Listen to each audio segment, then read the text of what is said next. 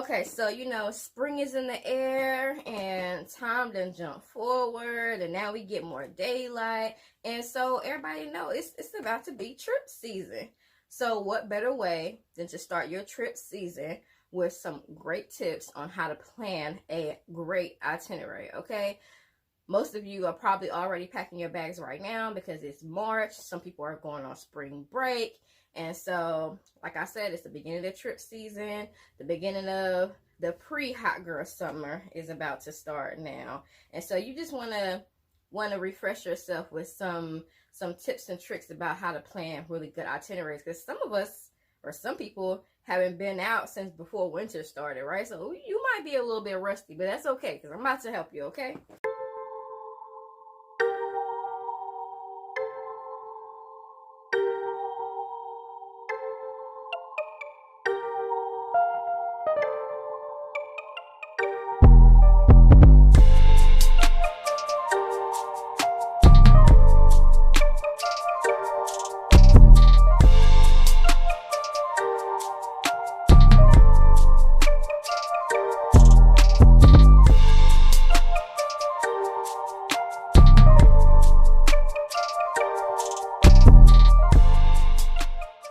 What's up, everybody? Welcome back to my channel.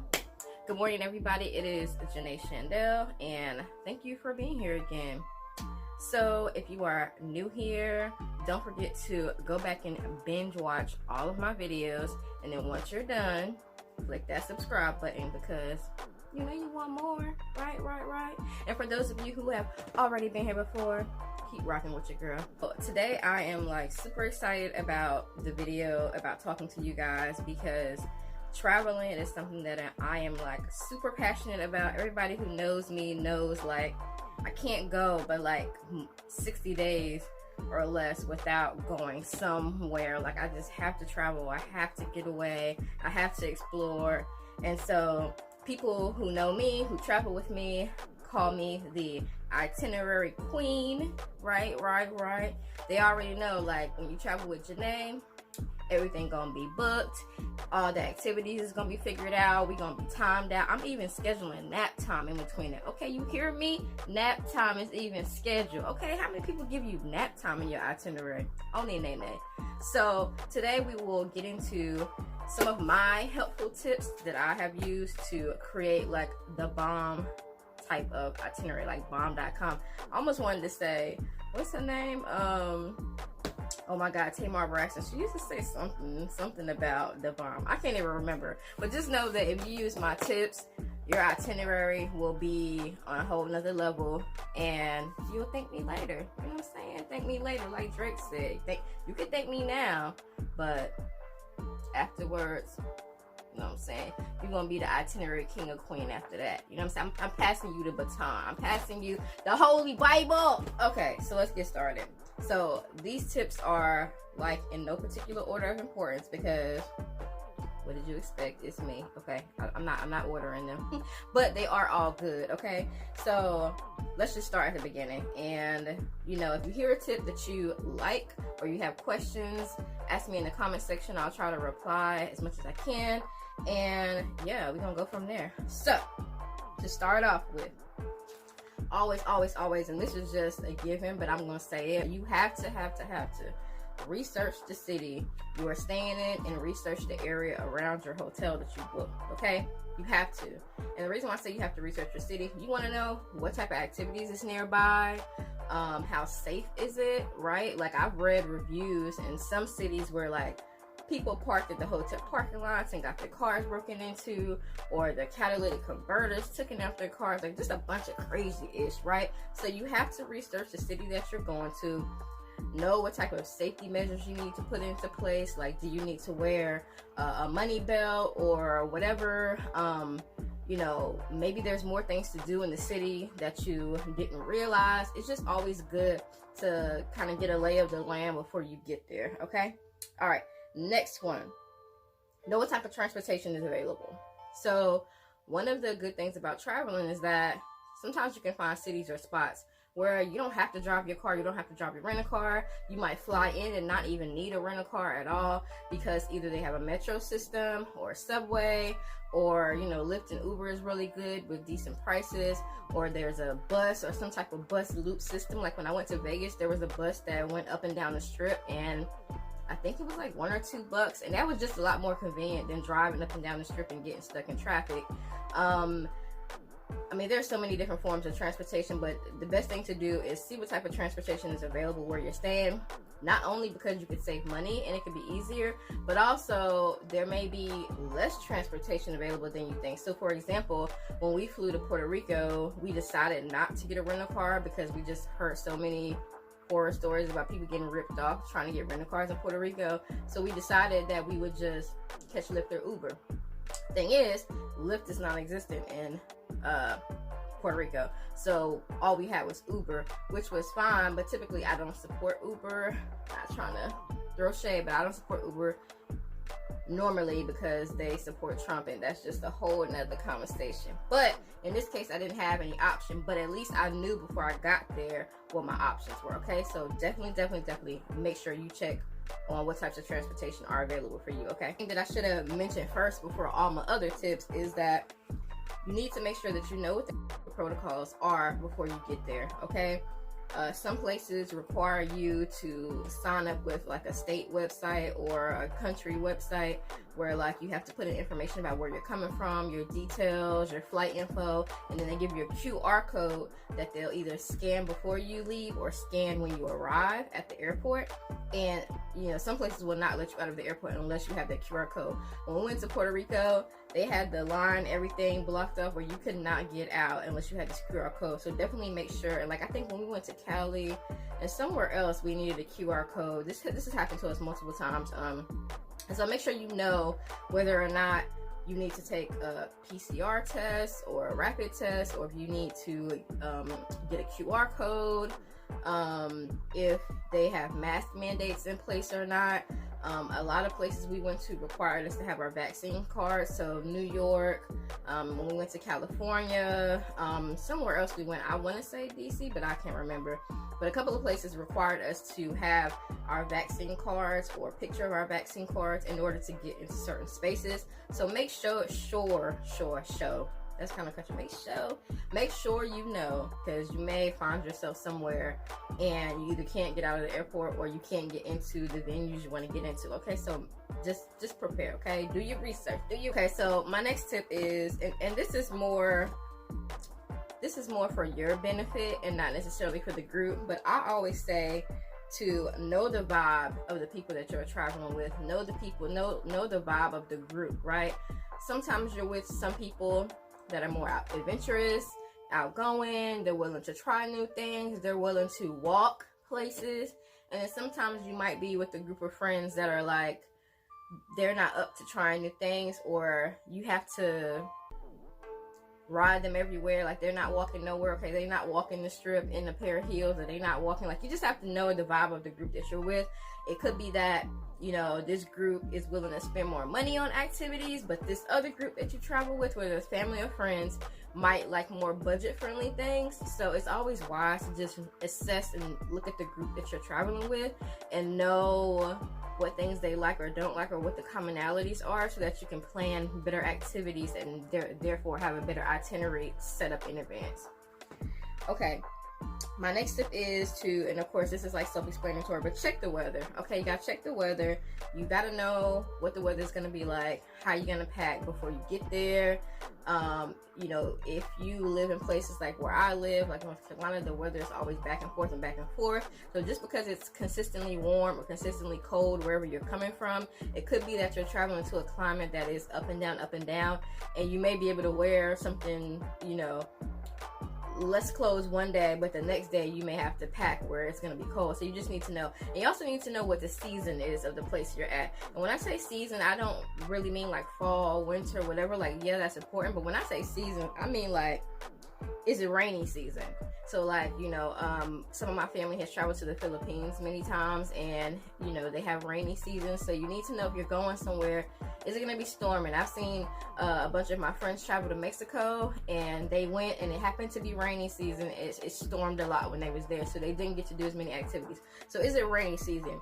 Is it mosquito season? Okay, when we went to Puerto Rico, if we had gone just 30 days earlier, we would have avoided all mosquitoes. But we went in June, and apparently mosquito season had just started, so the mosquitoes was like out in full force. So that's something that you want to know before you get to where you go. Okay, so moving right along, definitely people already know this, but you definitely want to look up your attractions and activities in advance. And I say this because you need to know before you get there, what are the things you're willing to splurge on and what are the things you're not willing to splurge on. And so, you know, if you know off the bat, these are the 1 or 2 or 3 things that I know I want to do while I'm there, and they cost a bit more money, you can balance out your budget by finding free and budget-friendly activities that you can also do, so that way at the end of the day, your budget goes like this, rather than doing like we did in LA and just spending so much money and not doing more free stuff. So you really have to try to balance out the cost of what you're doing. So check your activities in advance. You can use websites like I use TripAdvisor. I read threads on Reddit and Quora. I don't know how to say it. It's like Quora. Like, I like to read these threads to see like what people's reactions are about activities, about the city. It's also how I read things to find out about the safety. And so definitely those things will help you. Wait a minute, I left one part out. Okay, so the other thing attached to that tip is you need to know whether or not the places where you're trying to go has time tickets. So the last couple of times that my fiance and I went somewhere, there were some attractions where we had to have time tickets, and even though they were free, we still had to book them in advance and have them on our phones to be able to show once we got there.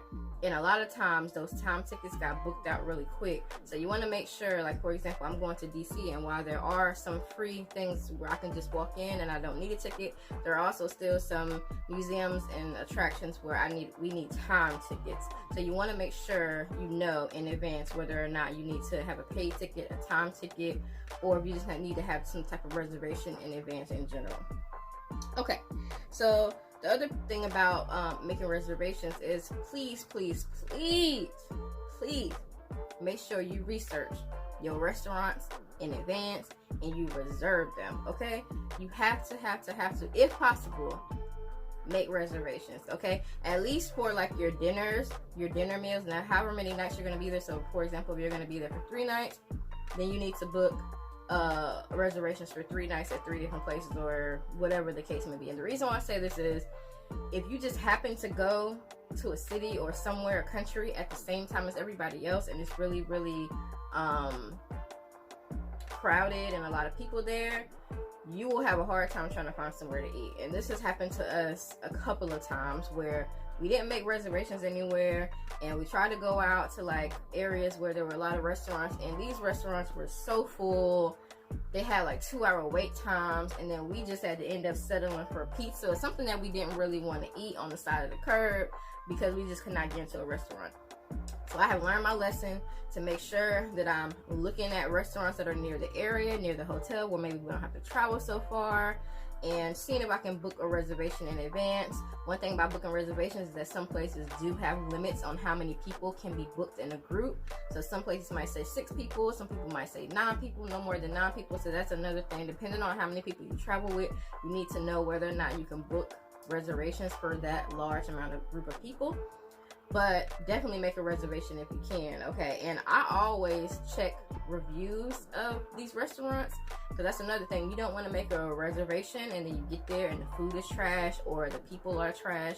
And to me, that just throws off the whole like good vibe of being on vacation. Like, you chilling and maxing and having fun, and then you come to this restaurant and they just throw your whole vibe off. So, okay, so we're getting towards the end, y'all. So hang in there with me, okay? We getting there. I know it's juicy, but we getting there.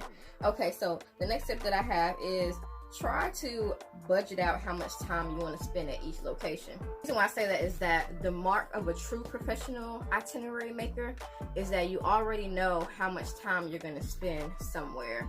And to me, that just creates a better flow for an itinerary. So for example, if you're going to go to dinner, you can budget out 2 hours or 3 hours. Or if you know you're going to go to this museum, then you know, if you go on the website, sometimes it'll even say, well, it takes, you know, 2 hours to get through this museum on a self-guided tour. Like, you just want to know how much time you plan to spend at each location. So that way, you know, what time do we need to get up to head there? What time do we need to start heading back so we can be prepared to go to dinner? Like, you just want to be able to time things out. And I'm not saying you got to be like a drill sergeant and strict, but you know, if we got dinner at 8 o'clock and it's 6 o'clock and people that you're traveling with take 2 hours to get ready, well then it's time to start rounding people up and heading on back to the hotel, because your group members is gonna need 2 hours to get ready just for y'all to get to dinner on time. Okay, so you gotta have time limits. And then attached to that, I don't know why I'm out of breath. I think I'm getting excited. I'm getting excited about all this trip stuff. I'm like talking fast and my heart racing, and I'm like, Janae, why are you out of breath? You sitting still. Okay. So anyway, as I take a breath, so after you estimate the time you want to spend each place, another thing that you should do is estimate the time that it's going to take you to travel between each place. Okay, let me say that again. Once you know how much time you want to spend at each place, you also want to see and know how much it will take you to travel between each place. And why do you say that, Janae? I will tell you why. Where you live, it may take only 20-30 minutes to get to a restaurant or get to a location. But where you are traveling to, that may not be the case. So like, for example, as many times as I have went to LA, I know that there's no way that from my hotel to where I'm going is going to take 20 minutes or 15 minutes or 30 minutes even. I need to block out at least an hour to get to where I'm going. One, because of traffic, and two, because sometimes getting a Lyft or an Uber can take a while. Okay, so remember I said earlier about planning in nap and break time? Well, this is officially on my list, okay? You have to plan in some type of downtime, because even though you are on vacation, you want to have a relaxed vibe, right? You don't want to feel tense. You don't want people to feel rushed. You don't want people to feel worn out. Like, people are not fun when you have worn them out, okay? And I do get that the point of being on vacation is to like go all out and like we can sleep when we die. But even if people don't sleep, you still need downtime, right? So when you get there, like, you might have had a long flight, you need a little bit of downtime. You got jet lag, you want to take a shower, wash your face, freshen up, like relax a little bit before you head back out. You may spend all day out at museums and at attractions and day drinking, but you will also want to go to dinner and go to the club later on, and you need some type of relaxing time. Like, you cannot go from walking all day for hours on your feet to then going to dinner and then thinking that you're gonna make it through the whole night at the club. Okay, I know we think we got all the energy in the world and we think that we can just handle it, but no. Do not underestimate the power of a good nap. For my last two tips, one is know what is nearby your hotel. Okay, that means the ABC store, the liquor store, a supermarket, a gas station. And the reason why I say this is, a lot of times when you go to hotels, like, we always make it a habit of going to the grocery store, buying all our snacks that we might want for our room. If there's a little kitchenette, you might want to buy some food or some fruit. If there's a refrigerator, you might want to buy some yogurt, some fruit to put in there. We always buy water for our room, because you know, when you're going in and out, you just be thirsty and you don't want to keep going downstairs and buying water when you could have just bought a whole case of water. So like, we like to have like a snack run. Let's just call it a snack run, a supply run. When we first get to our location, we like to know where the ABC store is so we can go and, you know, buy our drinks, whatever we're going to use to mix and drink for the whole trip, and we'll just go ahead and buy a bottle. So you want to know where these things are in proximity to your hotel. Sometimes they're walkable, or sometimes they're a 5-minute ride, so you need to know that. And you need to build in time into your itinerary to make those store runs, okay, so that you can set yourself up for success for the whole weekend. Now, bonus tip, bonus tip, because I like y'all so much, I like to do is I always kind of like hand write out my itinerary first. So I plan everything on paper, and then I go on my tablet or my laptop and I type everything out into a structured itinerary. So I plan out each day and I'll type it up, and then what I'll do is save it to the cloud or save it to wherever you save your documents, your Google Drive, and I'll send it to my phone. So now you have the convenience of your whole itinerary, locations, tickets, everything that you need, times, addresses on your phone. Because sometimes when you're out and you're having a good time, you might forget, like, oh dag, what's the next activity that we doing, or what's the address to the place again, or whatever the case may be. It's just so to type up your itinerary and have it on your phone, so while you're out you can reference it whenever you need to. It's just to me, I think it's like the best thing you can do for yourself, unless you have a really good memory and you can just remember everything from day to day, but it's always good to have it on your phone. So that is all the time I have today, people. I hope this video was not too long for you. I hope that I discussed some really important and helpful tips, and I hope that you guys just enjoy your trip season. I really do, because I think we need it right now, okay? We need a good trip right now. We need a good turn up. So thank you again for watching my video, and I hope to come back to you with more exciting content and helpful content, more travel content, and I will see you guys on the next one. Bye.